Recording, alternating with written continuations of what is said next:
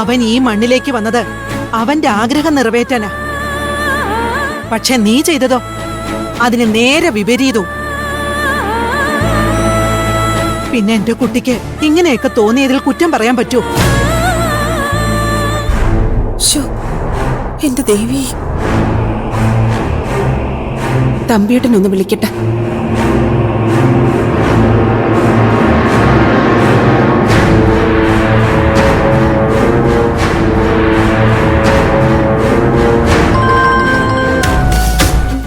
ശ്രീകല, ഞാൻ ഇപ്പൊ തന്നെ അങ്ങോട്ട് വിളിക്കാണ്ടിരിക്കായിരുന്നു. എന്തായടോ, സന്ദീപിനെ കുറിച്ച് എന്തെങ്കിലും വിവരം? അവൻ രണ്ടും കൽപ്പിച്ചിട്ടുള്ള മട്ട തമ്പിയേട്ട. മുരളി പറഞ്ഞതൊക്കെ കേട്ടിട്ട് എനിക്ക് പേടിയാവുക. കടത്തിണ്ണയിലാണത്രേ അന്തിയുറക്കം. അതിന്റെ പേരിൽ പോലീസ് പിടിച്ചെന്നോ ഉപദ്രവിച്ചെന്നോ എന്തൊക്കെയോ മുരളി പറയുന്നുണ്ട്. അപ്പോ സന്ദീപ് അവന്റെ വാശിയിൽ തന്നെ ഉറച്ചു നിൽക്കുകയാണല്ലേ? തമ്പിയേട്ട, എന്ത് വേണമെന്ന് എനിക്കൊരു എത്തും പിടിയും കിട്ടുന്നില്ല. അമ്മയും എന്നെയാ കുറ്റം പറയുന്നത്. ഞാനിപ്പോ എന്താ വേണ്ടേ? താൻ വിഷമിക്കണ്ട. 2 ദിവസം കൂടി നമുക്ക് വെയിറ്റ് ചെയ്യാം. അതിനിടയിൽ ചിലപ്പോ അവന്റെ മനസ്സ് മാറി അവൻ തിരിച്ചു വന്നേക്കും. തമ്പിയേട്ടൻ ഇങ്ങോട്ടൊന്ന് വരാൻ പറ്റുമോ? എനിക്ക് തനിച്ച് ഇതൊക്കെ മാനേജ് ചെയ്യാൻ പറ്റുമെന്ന് തോന്നുന്നില്ല. ഞാനും വർഷയും അതേക്കുറിച്ച് പ്ലാൻ ചെയ്യുന്നുണ്ട്. ഏതായാലും താൻ 2 ദിവസം കൂടി വെയിറ്റ് ചെയ്യും. അതിനുള്ളിൽ ഞങ്ങൾ അങ്ങോട്ട് എത്താം. ശരി.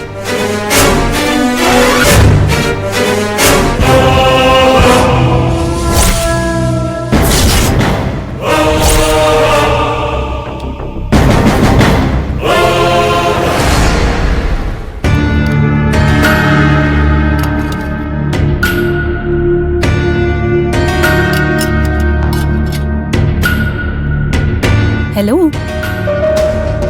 എന്താണ് ശ്രീമതി ഇന്ദുമതി? എന്തോ ഗൗരവമായ ആലോചനയിലാണെന്ന് തോന്നല്ലോ. ഞാൻ ആ പയ്യന്റെ കാര്യം ആലോചിച്ചോണ്ടിരിക്കായിരുന്നു. പയ്യനോ? ഏത് പയ്യൻ? ആ ശ്രീകലയുടെ മോൻ സന്ദീപിന്റെ കാര്യേ. ഞാൻ ഊഹിച്ചു സംഭവം അത് തന്നെ ആയിരിക്കുമെന്ന്. അല്ല, അയാളെ കുറിച്ച് ഇപ്പൊ അമ്മ ഇത്ര കാര്യമായിട്ട് ആലോചിക്കുന്ന എന്തിനാ? എന്തിനാണെന്ന് ചോദിച്ചാ അച്ഛൻ പറഞ്ഞതൊക്കെ നീ കേട്ടില്ലേ? അവര് ചെന്ന് ദേവൂട്ടിയെ കണ്ട് ആ ബന്ധത്തിൽ നിന്ന് പിന്മാറണമെന്ന് പറയണെങ്കില് അവൻ അവളെ അത്രയ്ക്ക് ഇഷ്ടായതുകൊണ്ടല്ലേ. അതിന് അയാൾക്ക് മാത്രം ഇഷ്ടമായിട്ട് കാര്യമില്ലല്ലോ അമ്മേ. ആ ബന്ധം അവർക്ക് ഇഷ്ടമല്ലാത്തത് കൊണ്ടല്ലേ അവര് ദേവൂട്ടിയോട് പിന്മാറണമെന്ന് പറഞ്ഞത്. ഇനി അയാൾ ഈ പറയുന്ന ഇഷ്ടം ദേവൂട്ടിക്ക് അങ്ങോട്ടില്ലെങ്കിലോ?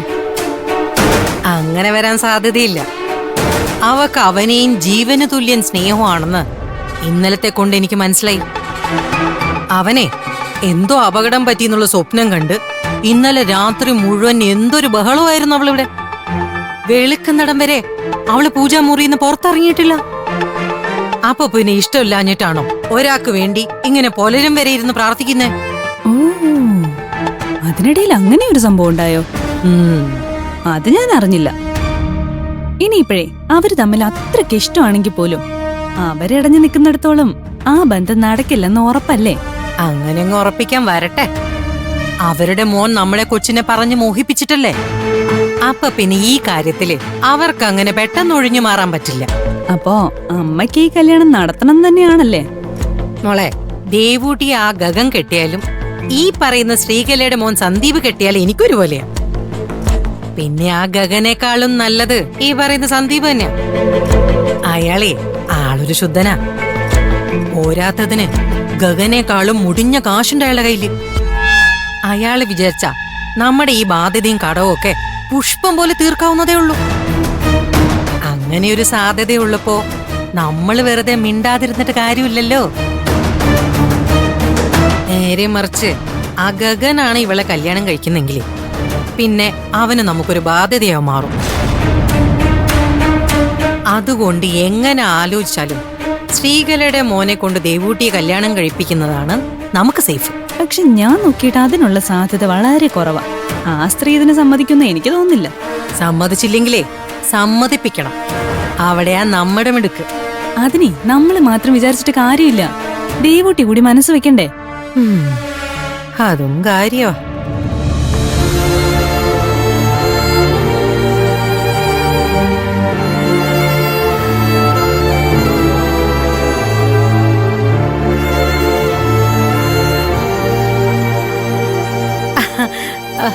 മോളെ ദേവുട്ടി, മോളെ നിന്റെ ജോലിയൊക്കെ കഴിഞ്ഞോ? ആ, എങ്കി വാ, വന്ന് വല്ലതും കഴിക്ക്. നീ വാ, വന്നേ. മോള് വന്നേ. വാ, ഇരിക്കും. ദേ, അമ്മ മോക്ക് വേണ്ടി വിളമ്പി വെച്ചിരിക്കുക. ചൂട് സാമ്പാർ ഒഴിക്കട്ടെ?